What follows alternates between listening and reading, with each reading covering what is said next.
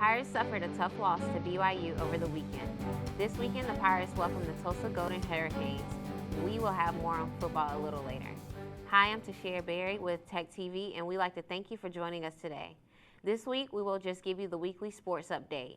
I am in for sports anchor Kai Jones, and I would like to start off this sports update with a correction from last week. The men's tennis team did not play last weekend, as they will play this weekend starting this Thursday. The Pirates will travel to Cary, North Carolina to play in the ITA Carolina Regional. However, the women's tennis team did compete last weekend, and they compiled a 16-12 singles record overall. The four doubles teams also went 8-4 as a whole. The women's team will not be competing again until next weekend. Now onto the pitch. East Carolina's soccer team drops to 7-7-2 after a tough weekend on the road that saw the team lose a game to number 18 UConn 3-0 Thursday night and then tie 0-0 with Temple on Sunday afternoon. The Pirates will travel to Ohio to face the Bearcats Friday night. From a team that had a rough weekend to a team that had a great weekend, the Pirates volleyball team picked up two huge conference wins this weekend. The Pirates beat the last place Tulane team in 5 sets in Greenville Friday night. Then the Pirates turned around on Sunday afternoon and swept the then first place Houston team in the conference. The Pirates are now 4-1 at home, but will hit the road to face the last place Huskies Friday night and then travel to Philly to face the now tied for first place Temple Owls on Sunday evening. Now on to the water, where the ECU swim and dive team headed up to Annapolis, Maryland last weekend to face Navy and Old Dominion on Saturday.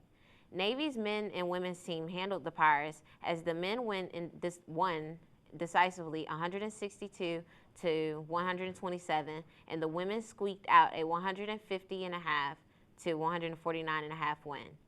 The Pirates then rebounded with two decisive wins against ODU.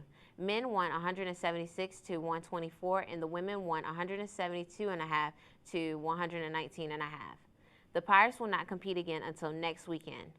Now we head to golf, where the women's team pulled off a victory at Pinehurst this week. The Pirates will compete in their final tournament next week on Monday and Tuesday in Louisville, Kentucky. The men's golf team traveled to Tennessee this weekend and managed an 8th place finish out of 15 teams. The Pirates' final tournament will also take place next Monday and Tuesday in Elon, North Carolina. And now we head to our main attraction, football. This week we bring back one of the East Carolinians football beat writers, Tyler, who will tell us all about the shootout in Provo. Tyler? A long series of road games finally caught up to the Pirates this weekend as they were defeated by BYU 45-38. James Summers, in his first start of the season at quarterback, started things off on the right foot with a 34-yard touchdown run on ECU's second drive of the game. The Pirates would add to their lead just moments later, blocking a BYU punt and recovering it in the end zone for a touchdown.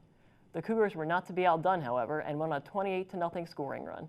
Trailing 14-7, BYU blocked a punt of its own and recovered on the 1-yard line. They would score 3 plays later and tie the game. Quarterback Tanner Mangum picked apart the ECU secondary, attacking downfield and showing off his big arm. His 9-yard touchdown pass to Terran Hook capped off the scoring run. With the Pirates' offense stalling, head coach Ruffin McNeil decided to swap quarterbacks. Blake Kemp entered the game with just over 2 minutes before halftime and marched the Pirates down the field, where Trayvon Brown hauled in his first touchdown of the season on a goal line fade. ECU went into the locker room down just 1 score. BYU scored their 5th consecutive touchdown on the first drive after the half, however, and they extended their lead to 17 on a Davon Grayson fumble. When Mangum left with a leg injury halfway through the third quarter, BYU's misfortune became ECU's last hope. Bo Hodge, a true freshman, entered the game for the Cougars. He never managed to convert a first down and threw a costly interception on an ill-advised throw across his body.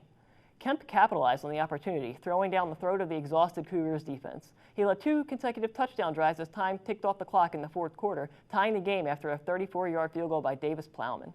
When things appeared to finally shift in ECU's favor, Mangum reemerged and entered the game. Visibly limping, Mangum took the ball over 6 minutes and marched down the field, picking apart the Pirates' defense. On 3rd and 11 from ECU 39, Mangum converted a critical first down with another completion to Terran Hook. The Pirates never came close to stopping the drive, and from there, Algernon Brown ran for a 9-yard touchdown run that gave the Cougars a lead with just 19 seconds left. ECU couldn't get past midfield with so little time left on the clock, and they were defeated by a score of 45-38. It's homecoming week against Tulsa this weekend, where the Pirates will try to get above 500 both overall and in conference play. We want to thank you for checking out today's show. Our show will be posted every Thursday at theeastcarolinian.com. For all updates between shows, visit theeastcarolinian.com and follow the East Carolinian on Twitter and like us on Facebook. We will see you next week.